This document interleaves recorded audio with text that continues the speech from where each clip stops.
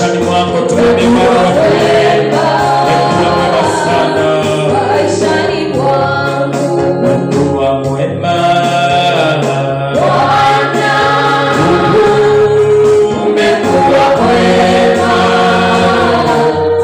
umekuwa mwema maishani mwangu.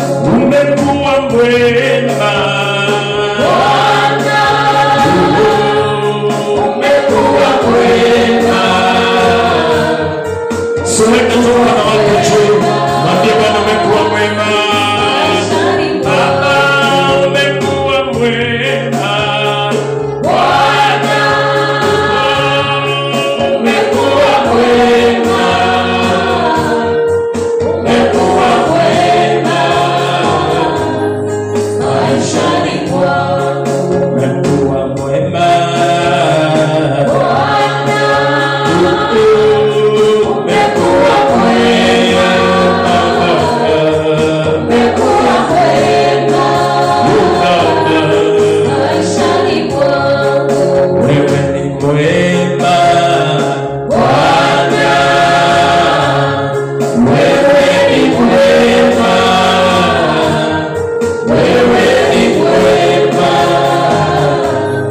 maishani mwangu. Si dakika moja tu unapoangalia mwaka mzima, mwambie Bwana umekuwa mwema kwa maisha yako. Sijui ukiangalia mwaka mzima unaona nini? Mimi ninaona Bwana amekuwa mwema. Mimi Bwana umekuwa mwema. Oh Bwana, kama sio wewe Bwana ningelikuwa wapi? Kama sio wewe Bwana ningelienda wapi? Kama sio wewe Bwana kungelikuwa aje? Si kwa nguvu zangu, si kwa uwezo wangu Bwana. Ni wewe umenisaidia Bwana. Ni wema wako Bwana. Ni wema wako Bwana umenisaidia. Ni wema wako Bwana, sio ujuzi wangu, sio akili zangu Bwana. Nimekuja kusema asante. Nimekuja kusema asante. Nimekuja kusema asante. Asante Bwana.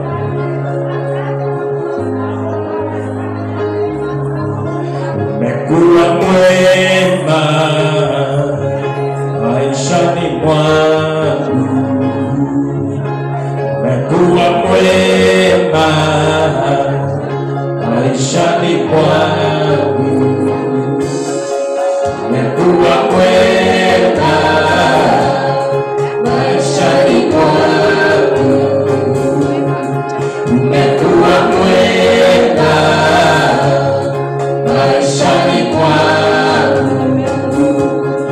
Umekuwa mwema maishani mwangu. Yesu, Yesu ni mwema maishani mwangu. Yesu ni mwema maishani mwangu. Shika mkono ya mtu. Kama hauna mtoto haina haja ya wewe keti chini. Simama juu, simama juu. Shika mkono ya mtu, anza kumwombea. Bila kuombea umalize mwaka vizuri. Na kuombea umalize mwaka vizuri. Roho ya mikosi, roho ya ripoti mbaya, roho za ajali, roho za vifo ninazikansa kwa maisha yako. Roho ya kulazwa hospitali na kataa magonjwa juu yako. Kataa, ombea mtu, ombea mtu. Maombi yako iko na nguvu, maombi yako iko na nguvu juu ya maisha yake. Muombea malize vizuri, na kuombea neema ya kumaliza vizuri, na kuombea kibali ya kumaliza vizuri, na kuombea nguvu ya kumaliza vizuri, na kuombea mkono wa Bwana ukusaidie na kukuwezesha uvuke salama, malize salama, malize salama. Imeandikwa ni heri mwisho wa jambo kuliko mwanzo wayo. Na kuombea heri ya mwisho ya mwaka huu, na kuombea heri ya mwisho ya mwaka huu, na kuombea heri ya mwisho ya mwaka huu, na kuombea heri za mwisho, na kuombea tu neema. Kila nyaraka Paulo ulipomaliza uliwaombea neema, uliwaombea neema.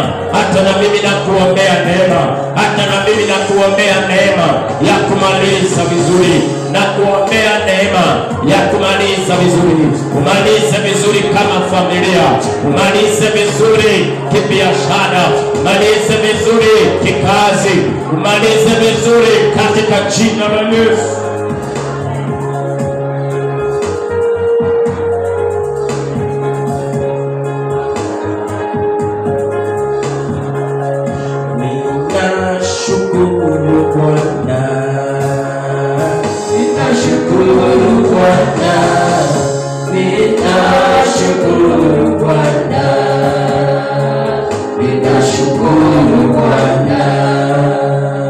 Weka mikono yako juu, tumpatie Yesu makofi mazuri.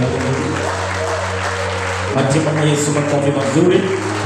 Amen. Salimia mwenzako, mkaribishe kwa ibada zetu za siku ya leo. Salimia mtu na mkaribishe unapopata nafasi ya kuketi kwa ajili ya kuweza kuelimika katika jina la Yesu. Sema amen.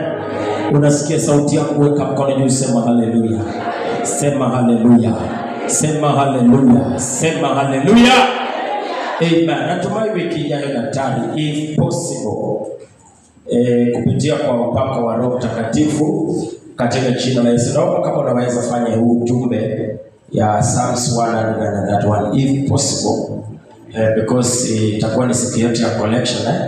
I will not minister. It is good ukaleta huo ufunuo zaidi katika jina la Yesu. Nafikiri itakuwa sawa. Si ni vizuri? Kwa sababu tumekosa kuelewa watumishi wa Mungu, tumekaa na wao na hatuendi mahali. But watajuaje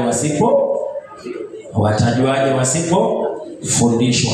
Bwana Yesu asifiwe. So ni vyema tufundishwe ndio tujue jinsi ya kuifanya. Na ninahisi kabisa kuna kitu Mungu anataka kufanya.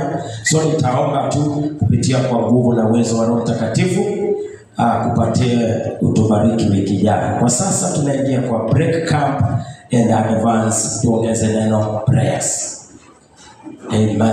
Ndio kama zako mwambie bomoa hema ama tubomoe kambi tusonge mbele. Sema hema za kuzuilia zinafaa zibomolewe ili tuweze kusonga mbele katika jina la Yesu. Sema amina. Sema amen. Sema amen. Basi utaandika hii alafu niendelee. Bado hatujafika huku, bado tumekwama hapa. Na vile tunakwama hapa bado nazidi kupata mafunuo zaidi. Kwa hivyo bado tutakwama hapa, tukue na kuelewa. Maana ukishatoka, ndio mzangu mwambie ukishatoka, hiyo ni afadhali. Sijui kama unajua kuanzisha kitu inakuwa kazi ngumu. Mara nyingi mtu anasema nitaanzia. Naonaga watu tunawapea nafasi hapa, ama mara nyingi wamekutana wakisimama na kuuliza nitaanzia wapi? Sijui nianzie. Ndio kama zako mwambie kwanza iko na changamoto zake. Bwana Yesu asifiwe. So nataka naona Roho Mungu ananiwezesha kukwama hapa na tutadili na hizi vitu kabisa ili iwe rahisi katika jina la Yesu. So kuna roho ambazo tutadili nazo hapa kwa sababu sitaweza kuzifikia na gusa moja kwa moja, lakini ningelipenda uziandike. Pengine inaweza kuwa mzuri kwa wewe kuendelea kuzisoma ama kuomba. Roho ya kwanza ambayo tutadili nayo hapa ni roho ya zile hema ambazo sisi wenyewe tumezijenga. Haleluya. Haleluya. Tafsiri zingine zinasema break camps. Tafsiri zingine zinasema uvunje hema. Nitakupatia matofauti nikuelezee kwa nini ninasema hivyo. Sikiliza. Hema zaidi ya 2 ikiwa nyingi, hiyo inakuwa ni nini? Hiyo imebadilika, imekuwa kambi. Kambi ni kumaanisha ya kwamba tumeweka tents nyingi. Sasa ndio maana unaona Biblia inasema bomoa hema na pia inasema bomoa kambi. Yote ni sawa. Kwa sababu tukibomoa hema, tumebomoa kambi. Tukiondoa hizo hema, hizi mfano nimeweka hapa ni mfano ya hema. Bwana asifiwe. Hizi ni hema ambazo tumejenga. Na nataka unisikilize. Huyu ni mtu mmoja. Hawa si watu wengi. Hii ni maisha ya mtu mmoja. lakini amejijengea hema za aina nyingi kwa maisha yake. Sasa kwa maisha yake kuna kambi ambayo ndio inamzuilia kuondoka. Nimeeleweka? Hii ni mtu mmoja. Huyu ni mtu mmoja. Hii ni maisha ya mtu mmoja. Lakini nilikuambia uende unitajie aina za hema. Jumapili nilikutajia aina ya hema, si ndio? Nikasema kuna hema hiyo uliandika kama uliweza kuandika. Hizo hema zote uliandika. Hao sio watu wengi, ni mtu mmoja, lakini kwa sababu ya kujenga hema za aina nyingi, moyo wake umebadilika, umekuwa kambi ya hema za kumzuilia kuvuka ng'ambo ya pili. Sasa ndio tukasema kuna tabia mbaya, kuna kutumia pesa vibaya, kuna maongeo mabaya. Tukasema kuna hema za aina nyingi. Kufikia hapo umenielewa? Tuko na hema za aina nyingi, lakini mtu ni nani? Mtu ni mmoja. Bwana asifiwe. Sasa cha kwanza tumeona tunapaswa kudili na vitu ambavyo vinatuzuilia kutii wito wa Kristo. Utajaribu songa kama kidogo. Kuja. Haya, huyu ni Yesu. Ni nini hizi tumejenga katika mioyo yetu, katika maisha yetu? Na sasa hizi ndizo zimekuwa kizuizi cha sisi kutii sauti ya Mungu juu ya maisha yetu. So tukasema spirit ya kwanza ni vitu za kibinafsi ambazo ni mimi aidha nimezipatia ruhusa, ama ni mimi nimeziweka, ama ni mimi nimefungua mlango zikapata nafasi kwa maisha yangu. Sasa ndizo zinanizuilia. Na tukasema kwamba hema nyingine ni marafiki. Tukasema marafiki wengine ambao uko nao ndio kizuizi cha wewe kutii sauti ya Bwana. Mungu amesema na tayari Yesu anasema yuko upande wetu. Kumbuka, Yesu yuko pamoja na huyu mtu. Na neno ni kwamba sio uvuke, tuvuke. Lakini anangojea nitii sauti yake. Ni nini Yesu anangojea? Yesu hajakuja kunichukua tuvuke ng'ambo ya pili. Yesu amekuja kuniambia niungane na yeye tuvuke ng'ambo ya pili.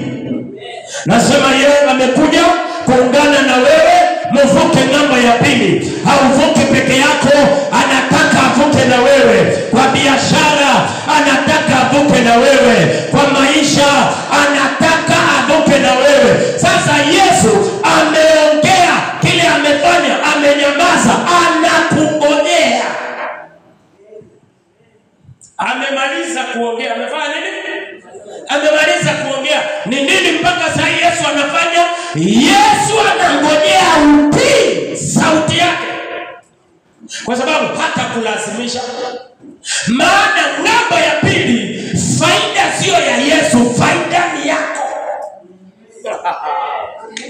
Nasema ng'ambo ya pili faida sio ya Yesu, faida ni yako. Alipomwambia Petero, peleka mashua yako kilindini, nani alienda huko akafaidika? Nani alishika samaki wengi? Ni Yesu. Na walienda ama alienda? Petero alienda ama walienda na Yesu? Walienda na Yesu. Ni Yesu alishika samaki? La hasha. Petero ndiye alishika samaki?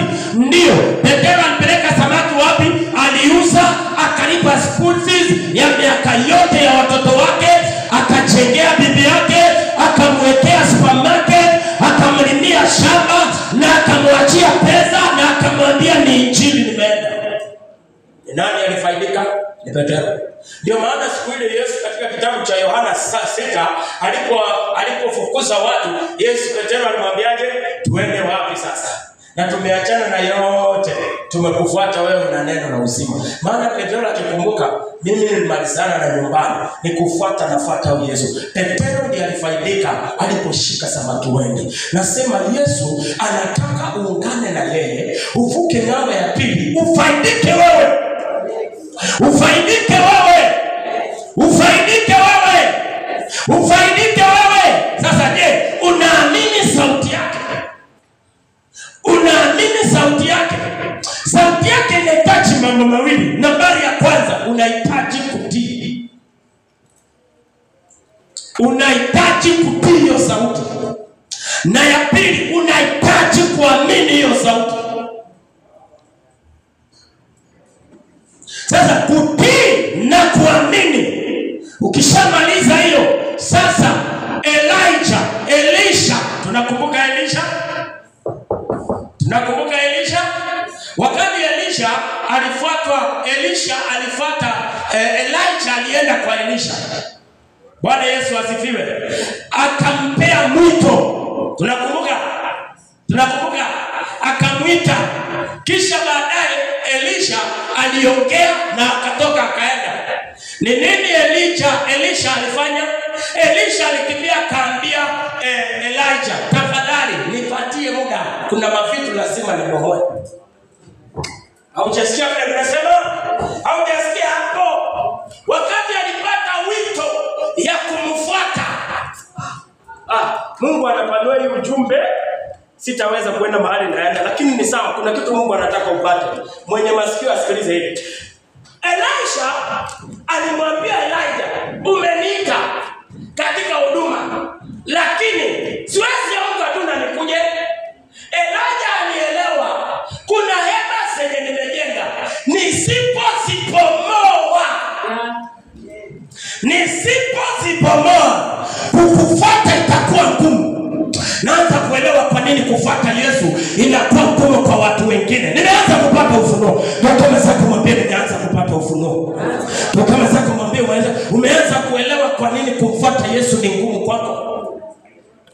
Umeanza kuelewa kwa nini kufuata Yesu ni ngumu kwako. Maana ulipookoka kuna vitu bado haujaacha. Kuna vitu bado haujaondoa. Kuna vitu bado umeshikilia. Kuna vitu bado hujaachilia. Elisha akamwambia Elisha ya kwamba bwana wangu, naomba unipatie tu masiku kadhaa. Kuna kabiashara nilikuwa nako, kuna ng'ombe niko nazo, kuna marafiki niko nao, kuna katabia niko nako. Elisha alijiangalia akaona, jinsi nilivyo nikikufuata sitaweza. Nikikufuata jinsi nilivyo sitaweza. Lakini akapata ufunuo akasema, wacha nirudi. Akarudi, akavunja, akachoma ng'ombe zake, akaharibu zile nira, akaambia watu wake bye bye, akapomoa hema zote. Kisha baadaye akasema, sasa hakuna cha kunirudisha nyuma. Akasema sasa hakuna cha kupendua kichwa changu ama uso wangu nyuma. Kenye kinarudisha Wakristo nyuma kihuduma, kama ni kuimba, kama ni kuhubiri, kama ni kufanya nini, kuna vitu bado haujashughulikia. Ndio maana bado mawazo yako iko nyuma, na ndio maana bado unataka kupendua kichwa chako, uso wako. Uangalie, kuna vitu niliacha, kuna marafiki niliacha. Hizi ndio vitu zitakuzuilia kumfuata Mungu kabisa. Hizi ndio vitu zitakuzuilia kutumikia Mungu kabisa. Hizi ndio vitu zitakuzuilia usiweze kuendelea. Mungu akamwambia mfalme Sauli, enenda kule kwa Amaleki, angamiza wote, watoto wadogo maliza, ng'ombe maliza, mfalme Agagi maliza kila kitu. Sauli akaenda, alipofika kule akaangamiza vilivyo vibaya, akabakisha vilivyo vizuri kwake. Leo nimekuja kukuambia, inaweza kuwa ni mzuri kwako, lakini si mzuri kwa Mungu. Kama kuna mtu ataelewa hiyo ujumbe, maisha yako yatabadilika. Nasema maisha yako yatabadilika. Sauli akaenda, akaona hii ni mzuri, akawacha. Hii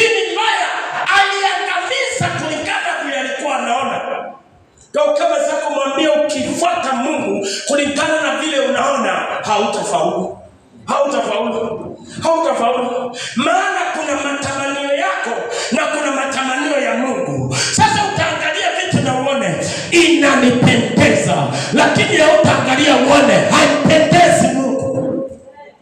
Sauli akaangamiza, akabakisha vizuri. Alipobakisha vizuri, akajivuna, akasema sasa, akaenda zake kwa Samueli. Alipokutana na Samueli, akamwambia mtu wa Mungu, nimeangamiza yote.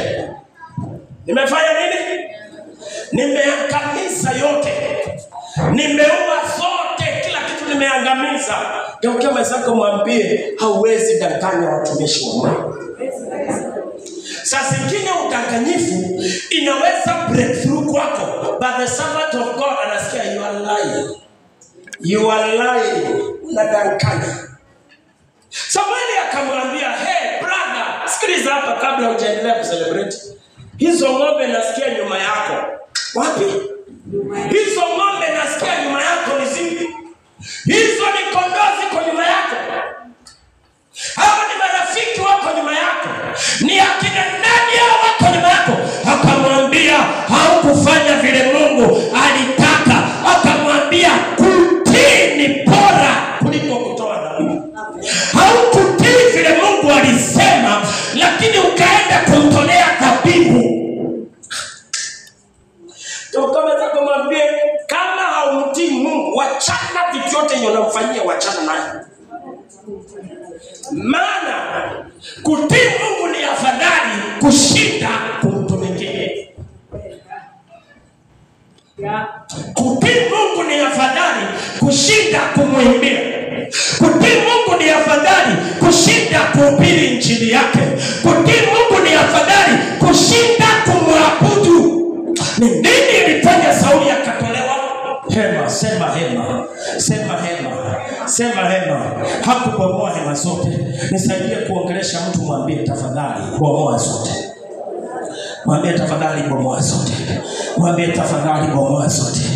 Ninaongea na mtu kwa maisha yako. Ni nini hizi zinakushika nyuma? Ni nini hizi bado zinakuvuruta?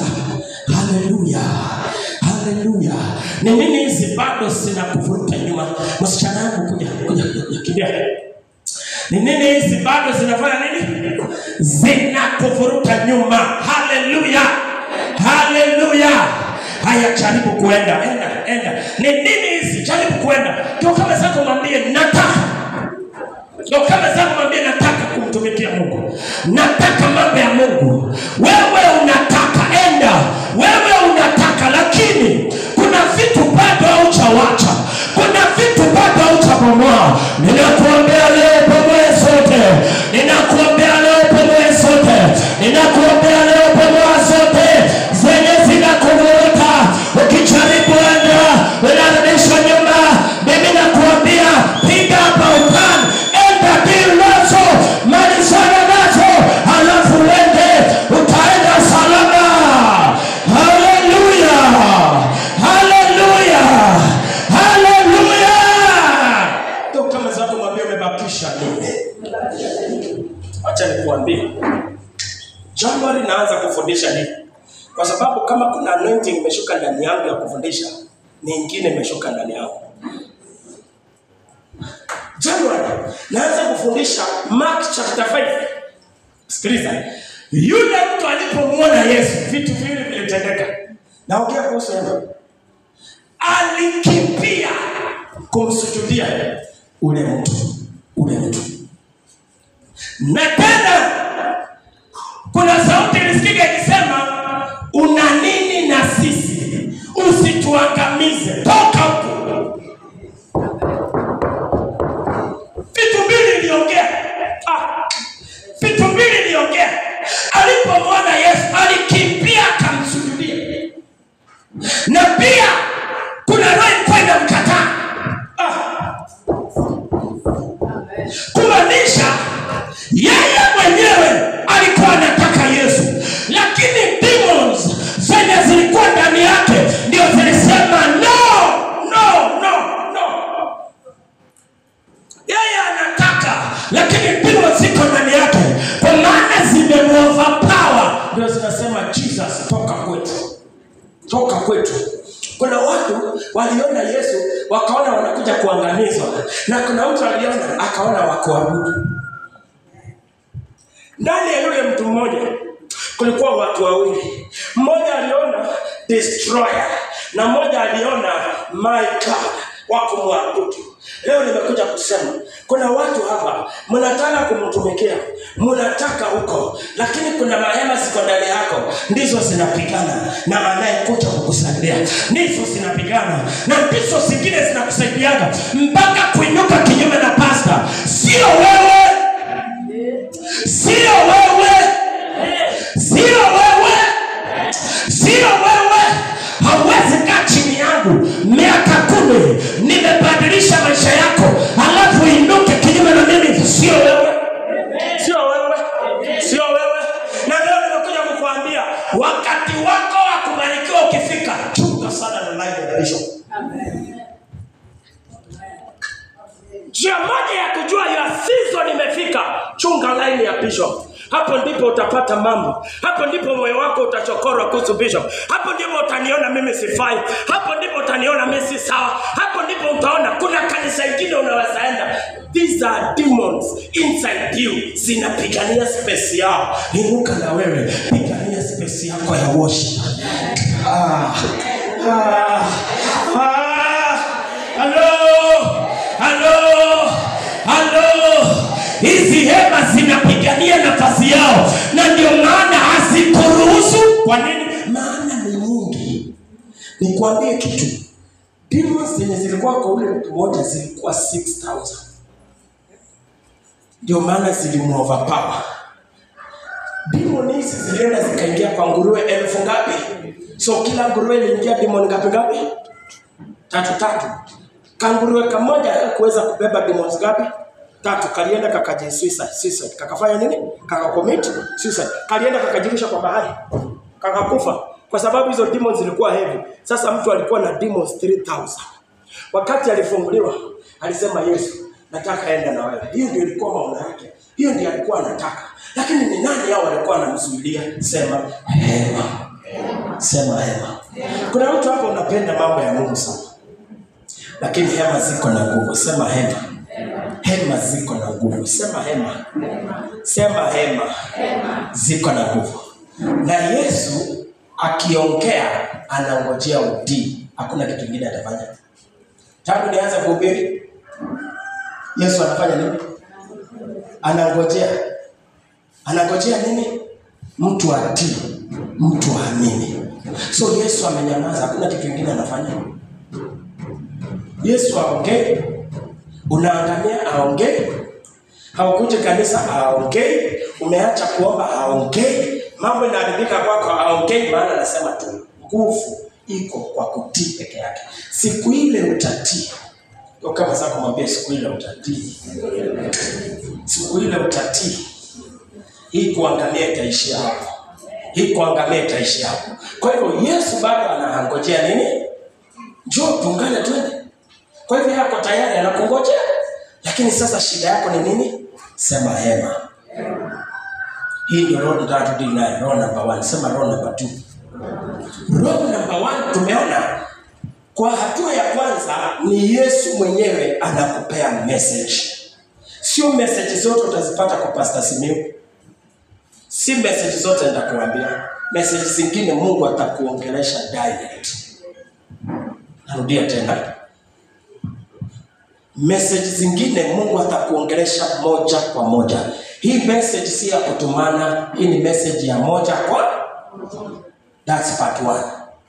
Part 2, Mungu spirit nyingine tutadili nao inaitwa spirit ya Farao. Roho ya Farao, sema roho ya Farao.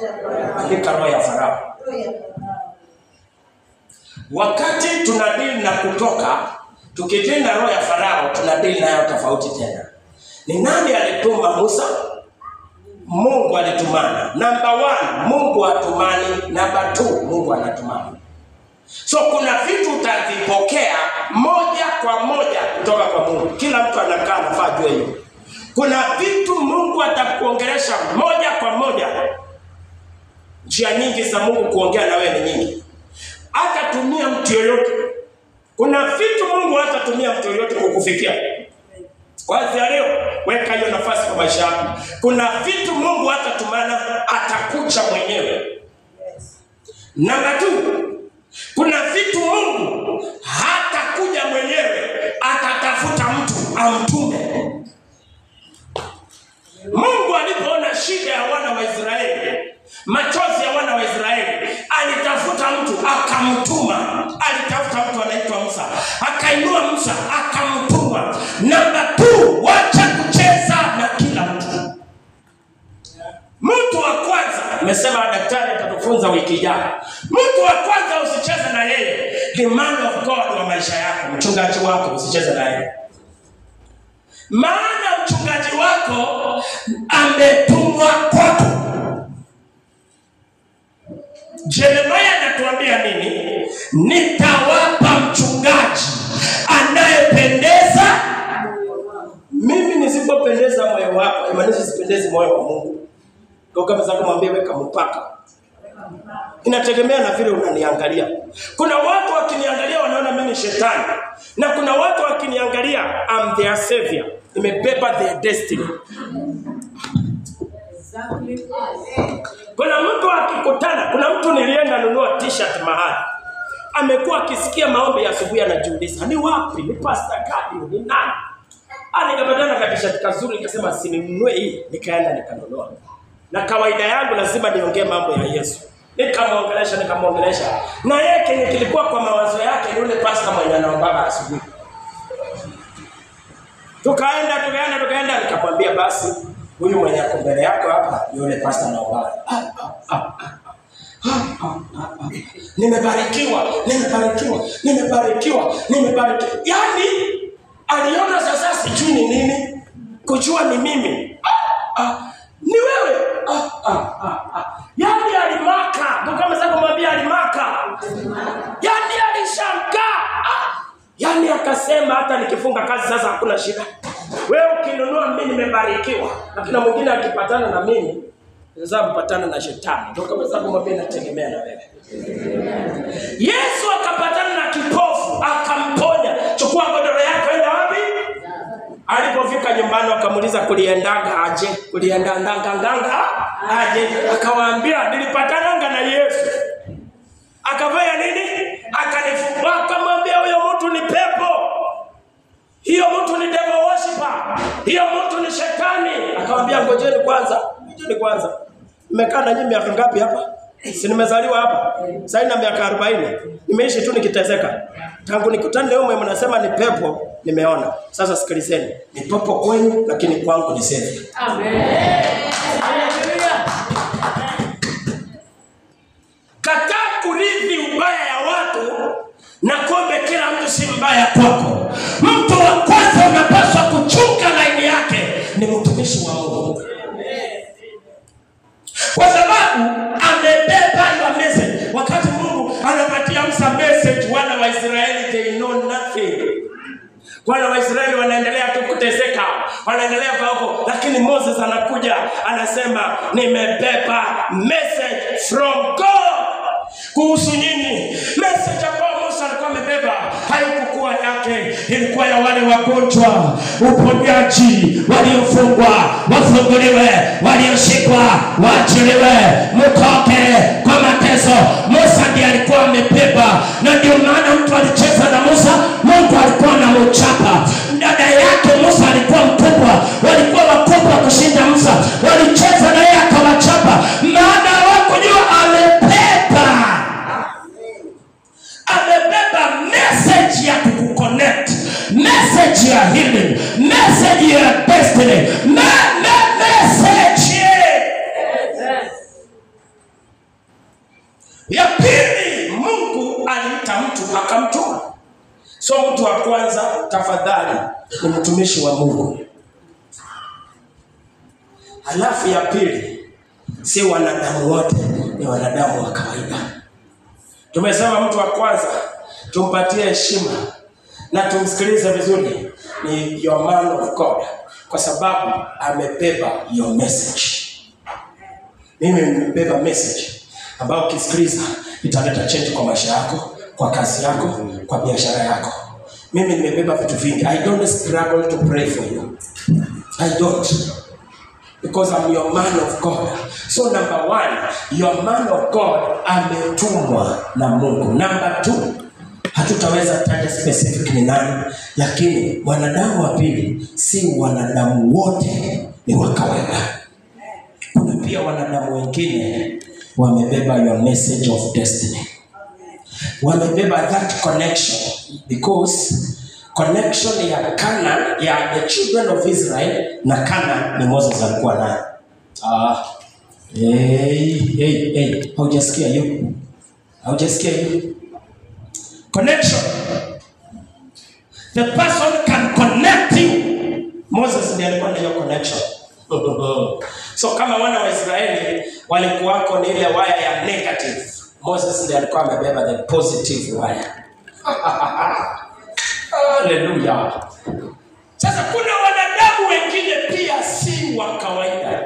Kuna watu wakikukaribia wametumwa na Mungu. Kuna pia watu ambao ni Mungu amewatuma kwako. Kuna pia watu ambao Mungu amewatuma kwako. Na wametumwa wafanye nini? Wakutoe wewe. Wakutoe wewe. Wafanye nini? Wakutoe wewe. Bwana Yesu asifiwe. Aya. Sasa roho ya Farao ni nini? Roho ya Farao imebeba spirits tatu ndani yake. Number one, Yesu alisema aje? Mark chapter 4 verses 35. Let us cross over to the other side. Hiyo ndio ujumbe wa Yesu, si ndio? Sasa tunakuja tunaangalia Farao ambaye ameteka nyara hii maisha. Farao anasimamia nini? Number one, Farao ni roho ya kushikilia. So Farao amekushikilia. Usifanye nini? Usitii sauti ya Mungu. Farao ni roho ya kukushikilia usitoke. Number two, ni roho ya kukukatalia.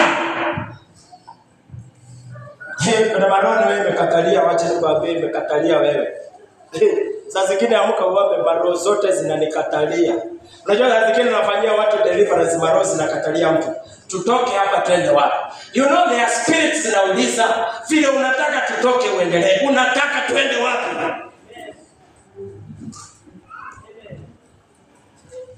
Yeah. Kuna maspirit ndio unaona usipokuwa kichwa ngumu hazitakuachilia. Maana zinasema ndio unataka kwenda ni sawa. Na sisi unataka. Na sisi tuende wapi? Sasa kwa sababu hazina mahali pa kuenda, ndio sababu zinakukatalia na roho yote. Ndio sababu zimekukwamilia.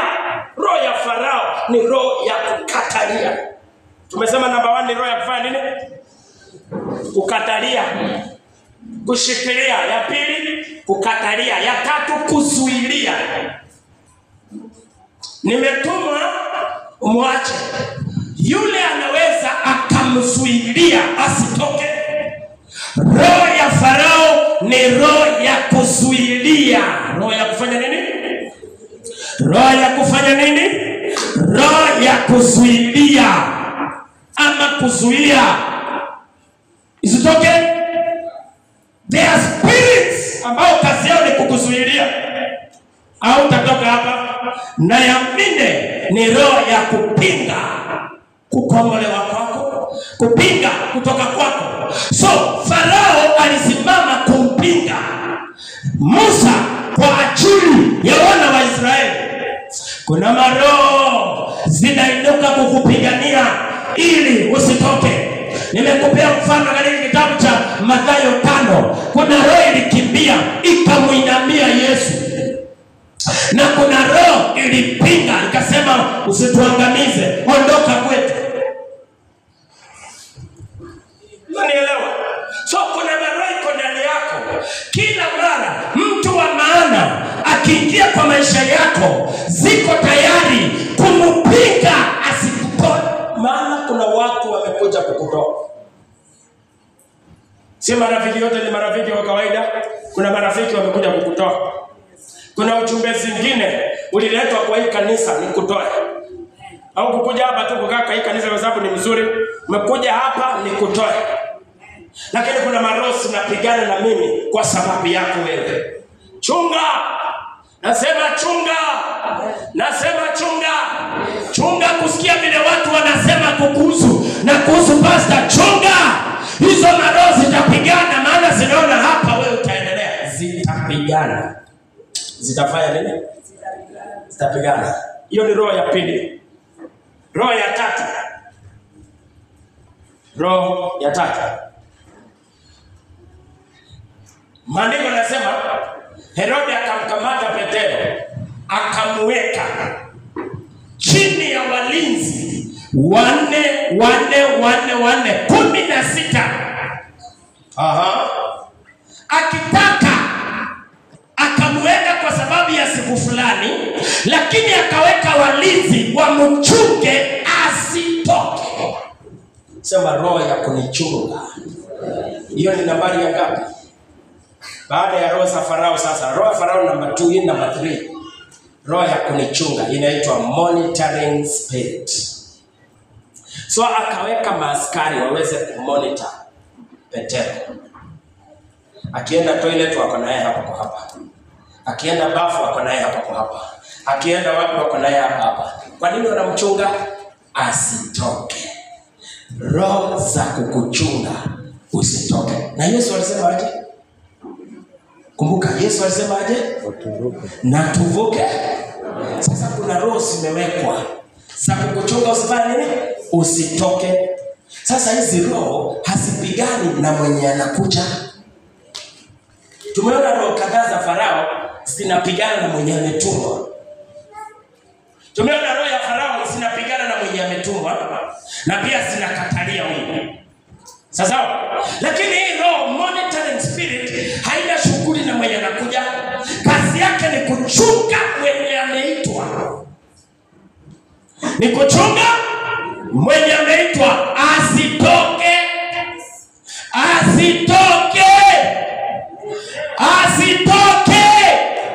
So simple spirits ziko upande wako. Kazi yao ni kukumonitor hapa kwa hapa. Hapa kwa hapa usitoke. That's why njia moja ya kuweza kuovercome monitoring spirit ni kufunga mdomo. Kama zako mwambie funga mdomo. Kama zako mwambie mdomo.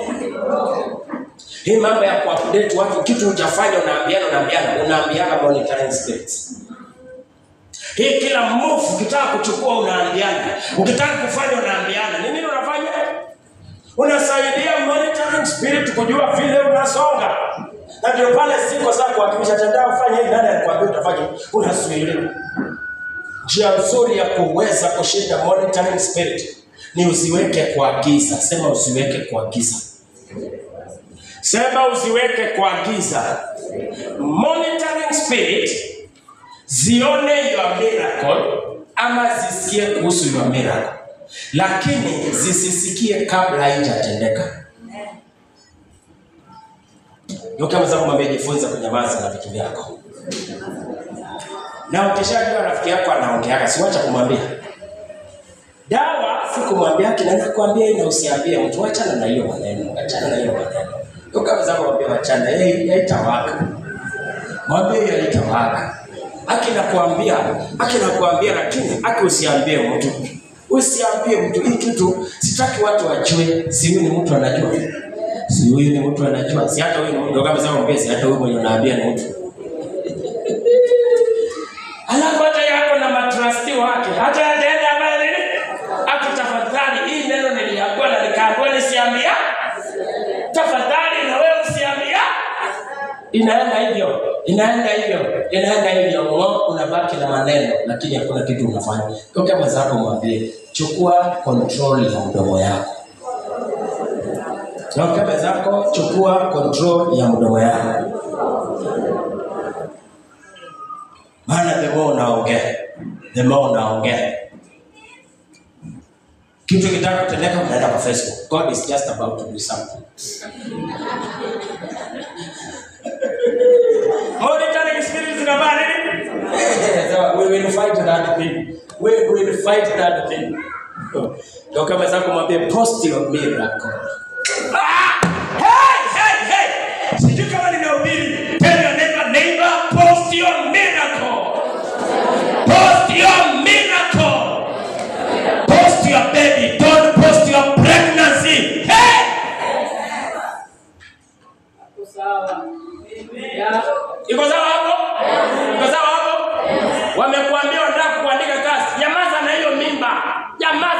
wajue unaendaka kazi. Wakikuja waseme kwani unafanya kazi, amwambia niliingia kitambo, ndio washinde ulipitia njia gani? Yaani ulivuka mitego yetu. Hallelujah. Number 4. Spirit number 4 ambao tunaenda kudeal nayo. Inaitwa demonic wind. Demonic wind. Demonic wind. Na ya mwisho, demonic waves. Mawimbi ya kishetani. Nataka tusome Deuteronomy chapter 1 verses number 8 alafu nimalize. Mabarikiwa mpaka hapo. Kama mbarikiwa weka mkono juu, sema kwa jina la Baba na Mwana na Roho Mtakatifu. Sema roho ya kukaa mahala pamoja ninaivuja leo.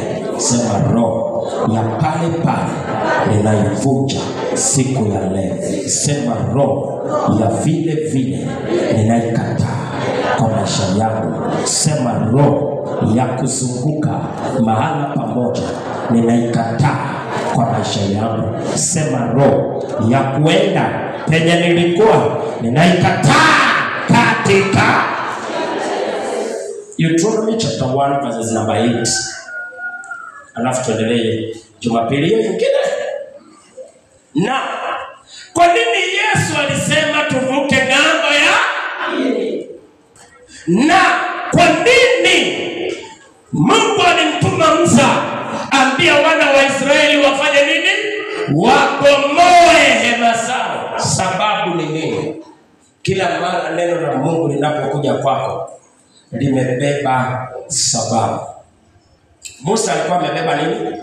Pana nchi nzuri ijayo asali na maziwa. Musa alikuwa amebeba hiyo. So kwa nini Mungu anawaambia watoke wapi? Misri. Kwa sababu Kana hakuna mateso, hakuna kilio. Na Kana kuna maziwa na kuna asali. So hiyo ndio Musa alikuwa amebeba. Kwa sababu ya Mungu kuambia mtoke hapa ni kwa sababu kuna nchi nzuri.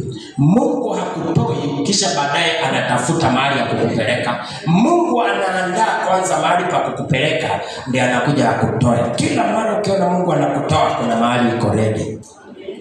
Kuna watu waliacha kazi fulani na moyo ikatolewa, kwa mnajua ni kwa nini, lakini baada hiyo angalia penye uliingia kwako. Kila mara Mungu akituma utoke anakuwa ameandaa mahali. Haya, number 1. Nataka nisome na tafsiri kadhaa alafu nimalize. Number 1 verses 8. See, I have placed the land before you. Kwa nini Mungu anasema mbomoe hema? Mvuke ng'ambo ya pili? Kwa sababu kuna nchi nimeweka wapi? Mungu anasema nchi ameweka wapi? Hiyo land imewekwa wapi? Angalia pale niko. Hapa ndio niko. Hapa ndio bahari ndio hii. Sawa? Ndio hii bahari, lakini kuna nchi nzuri hapa. Haleluya! Haleluya! Mungu ameweka wapi? Mungu ameweka wapi? Mbele yako. See, I have placed the land before you. Ndio kama zako mwambie after wewe. It is the land. Sema after wewe your miracle. After wewe sema next healing, next prosperity, next victory, next hey. Ndio kama zako mwambie next. Hallelujah. Number 2. See, I have given you this land. They don't have the land. They don't have it. But it's here for them. Already, hawajafika that I have given you. Vuka ng'ambo ya pili because there is a land there that I have already given you. Go and take it.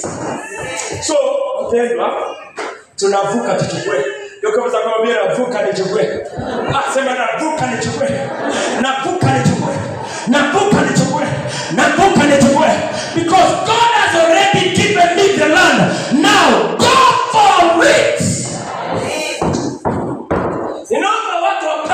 asili ya maombi hii wiki. Ninaomba watu wapende na asili ya hii wiki.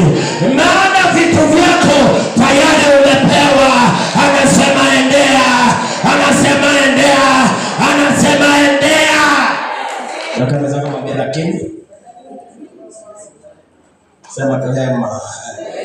Sema tuhema. Lazima tuzibomoe. Number 3. See, I have set the land before you. Nimeweka. Is set nimeweka? Kiswahili mzuri set tunahitaji. I have set nimeweka. Nje kwa sababu fanya aje? Enda uchukue. And the other one is look, I have already. Tell your neighbor, I have already given the land to you. Hii ingine nasema tayari nimeshakupatia. Ile ingine nasema nimekupatia. Lakini hii nasema tayari. Toka jirani mwambie tayari. Sema tayari. Ni wewe uende uchukue. Lakini lazima upigane na hii maroho. Lazima upigane na maroho ya kwenu. Kuna watu nikiomba na wao, maroho zingine zinasema hawezi endelea. Lazima upewe mahema za kwenu ambazo zinakushikilia. Maana tayari kile unahitaji Bwana tayari amekupatia. Hallelujah. Hallelujah. Hallelujah. Hii yangu ingine nasema see all the land is before you.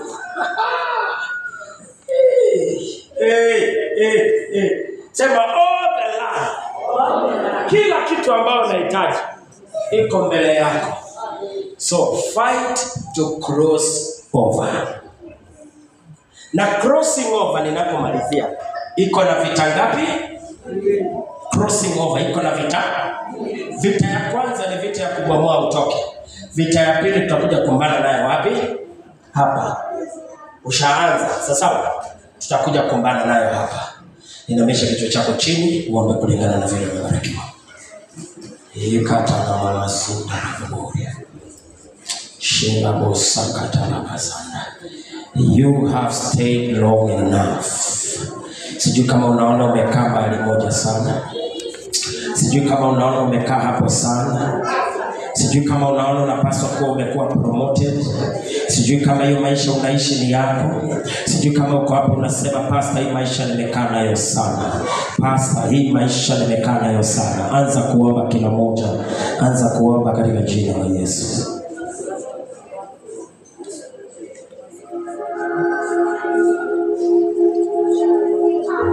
Arabashanda rabarozika. Arabashanda rabarozika. Irabashanda rabarozika. Sijui ni nani anasema nimechoka kukaa hapa, nimekaa sana. Nimekaa sana. Zaidi ya muda ambao unapaswa niwe ninakaa hapa. Nimekaa sana. Kuna hali ambayo umekaa sana kwenye hali. Lakini God has already given you an invitation, please. Let us cross over, because you have stayed long enough in that place. Seke paroza katalaba. Umekaa hapo sana. Kibiashara, kimaisha, kihali. Umekaa hapo sana. Umezunguka hapo sana. Nikana kwamba Mungu anasema nimechoka na wewe kukaa hapo sana. Nimechoka na vile umekaa hapo sana. Umekaa zaidi ya muda. Umekaa sana. Sheketelebezelia. Urakabashandarabasaya. Sijui kama wewe binafsi unaona kama umekwama mahali moja sana. Mungu anasema umekaa sana. Umekaa hiyo kiwango sana. Hiyo kiwango cha maombi uomba maombi moja sana. Kiwango cha maisha umeishi maisha moja sana. Irabashandarabasanda. Kama Mungu ndiye anasema amechoka na wewe kukaa hapo. Sijui kama wewe umechoka kuishi maisha isiyokuwa yako. Kuishi maisha isiyokuwa yako. Oh! Mano sakatalabasanda. Yeketelebe zeketeria basanda. Shala baraba zekata. Usakabi uende uambie wamekaa sana. Nimetuma nikuambie kuna hali ambayo umekaa sana. Imetosha. Imetosha. Kuna marafiki wasiokuwa ya faida. Umekaa na roho sana. Imetosha. Imetosha. Umekaa kwa magonjwa sana. Imetosha. Imetosha. Umekaa kwa kuomba sana. Imetosha. Imetosha. Imetosha. Imetosha.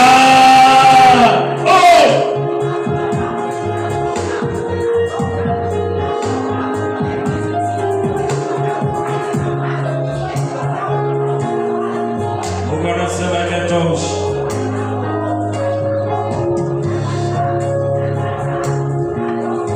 Mungu anasema imetosha. Mungu anasema imetosha. Melia sana. Mungu anasema imetosha. Kwani wewe hujachoka na maisha ya kulia? Haujachoka na maisha ya kudharauliwa? Haujachoka na maisha ya kuonewa? Haujachoka na hii maisha? Mungu akamwambia Musa, enda uambie wana wa Israeli mlivyokaa katika mlima wa Horebu, imetosha. Imetosha. Hizo hema zenye mmechenga, hiyo kambi ambayo mmechenga, bomoeni, mgeuke, msonge mbele. Bomoa, geuka, songa mbele. Sio Mungu anawapomolea, aliwaambia bomoa. Hema ni wewe utabomoa, maana ni wewe ulichenga. Utabomoa wewe, maana ni wewe ulichenga. Utabomoa wewe, maana ni wewe ulichenga. Hema ya marafiki wabaya utabomoa wewe, maana ni wewe ulichenga. Utabomoa wewe, maana ni wewe ulichenga. Hema ya tabia isiyo stahili utabomoa wewe, maana ni wewe ulichenga. Manusaka parasia. Makatana mabusha katana mazia.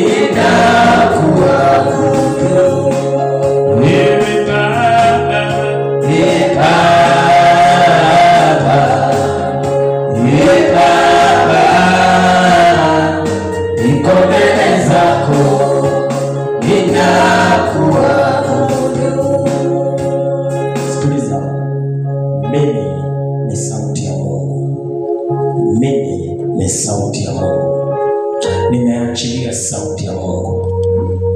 Ni upande wako utii sauti. Na bado tuko hapa kwa sababu tumejijengea hema nyingi. Ndio maana Mungu amenizuilia kusonga mbele. Sababu anasema hizi hema ni zenu. Na Mungu akawaambia mubomoe, sitawapomolea. Mubomoe kwa sababu nyinyi ndio mlifanya nini? Wapendwa, vizuizi vingine ni sisi tumefanya nini? Tumejiwekea. Maandiko yanasema katika Efeso 4:27, msimpe ibilisi nafasi. So nafasi zingine ni sisi tumempa. Tutafanyaje? Tumnyime hizo nafasi. Enda uangalie vitu ambavyo vinasababisha uendelee.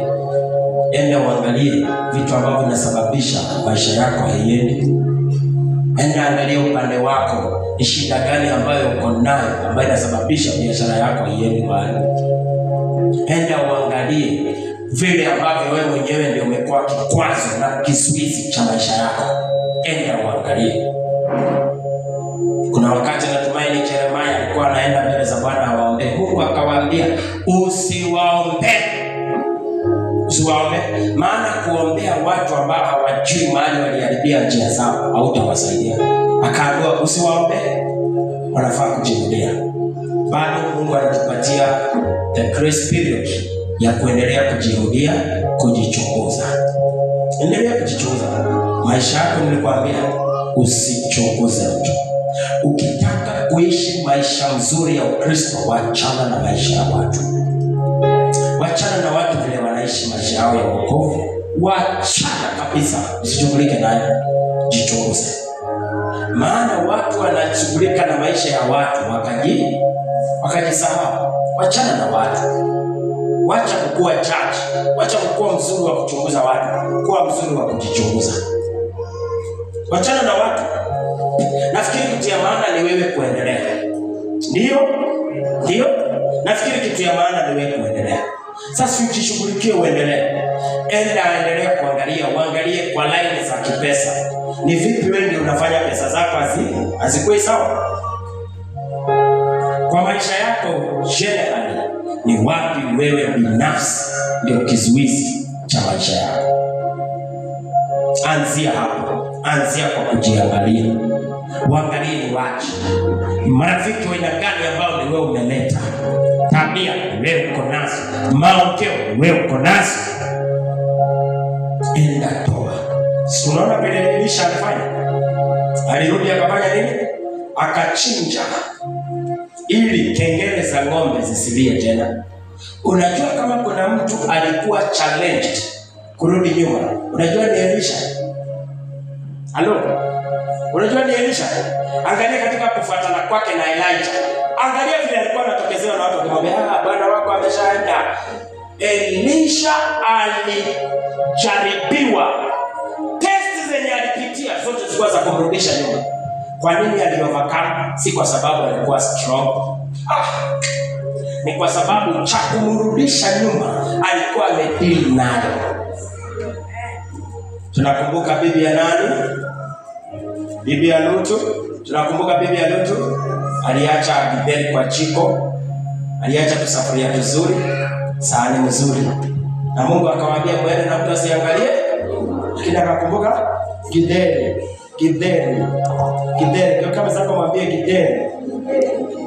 Ndio kama sasa mwambie githeri. Wasichana wangu, githeri tu. Nasikia kuongelesha wasichana na vijana. Wasichana wangu, githeri utapewa githeri, usichukue hiyo githeri. Kama mkaa karibu na msichana, mwambie githeri tu. Waangalie nyuma tu kwa sababu ya githeri. Unisaidie kuongelesha wasichana na vijana. Ni nini mimi nawaongelesha? Siku hizi pia tuko na wanaitwa wamamas, ama wanaitwaje? Wamamas wanatafuta vijana kidogo. Wamebeba nini? Githeri. Vijana, Pastor Alphonse, githeri tu. Githeri tu upande chini. Ndio kama sasa mwambie aribu hizo magitheri zote. Bibi ya Lutu aliangalia kwa sababu ya kanini? Kagitheri peke yake. Akabadilika akakuwa nini? Chumvi, na akabaki pale forever, na wengine wakaendelea. Msichana yangu githeri itakubaki, utabaki mahali pamoja. Na kuambia kijana yangu githeri. Sema githeri. Wajaruo wanaitaka aje? Hebu kama kusema githeri na nguvu kwa githeri sio ndio githeri? Kikuyu. Sema githeri. Yes, unasikia hapo kuna wanataja githeri. Kwa kama sasa kumwambia githeri. Kama umekaa karibu na msichana tena mkiongea githeri tu. Githeri ya dakika chache. Mwambie tu githeri ya dakika chache. Naangalia nyuma. Maisha yako yanafanya nini? Kwa sababu ya githeri tu. Wasichana githeri ni simu. Githeri ni takubaia. Kwanza wasichana wangu wote wamemaliza nini? Form 4. Unafikiri ni nini anataka sasa? Unahitaji kuambiwa? Mtoto akimaliza form 4 nini anataka? Sema simu ni kideri. Sema simu ni kideri. Kideri tu, wasichana kideri tu. Kideri. Kiangalia na kwa maisha yako yanafanya inasimama hapo forever. Ninyime kideri, uninyime ugali, uniachie Yesu. Wasichana nataka muimbe hiyo wimbo. Mtu akikuletea kideri mwambie ninyime kideri, uninyime, uniachie Yesu. Kitu kidogo, dakika kidogo, na kuwa chumvi. Maisha yako yote yanakuwa nini? Ninawaombea tu overcome it. Enda udestroy vitu vidogo tu, enda umalize zote. Mungu akubariki sana mtazamaji wangu. Nafika kilele cha ujumbe wetu wa siku ya leo, lakini ujumbe huu ni series ambazo nitaendelea katika jina la Yesu. Asante kwa kutazama, natumai umebarikiwa na zaidi ya hiyo umeelimika. Kutoka kwangu naitwa Apostle PM Smith, Voice of Fire wa kanisa la Winner Celebration Center hapa Kericho, a fellowship where everybody is served. Kanisa la Winner Celebration Center linapatikana hapa Kericho town, nyuma ya Shell Supermarket kwa uwanja wa Soul Driving School. Kija pale utapata bonga la kanisa limejengwa na vioo. Hapo ndipo tunakutana. Kumbuka, ukishare video hii unakuwa blessed kwa wengine. Kideri tu, usiangalie nyuma kwa ajili ya kideri. Achana na kideri. Esau alikula kideri, kaenda hivyo. Amen. Amen. Pigie Yesu makofi. Kama mkata karibu na msichana tena, nisaidie kumwambia kwa masikio kideri.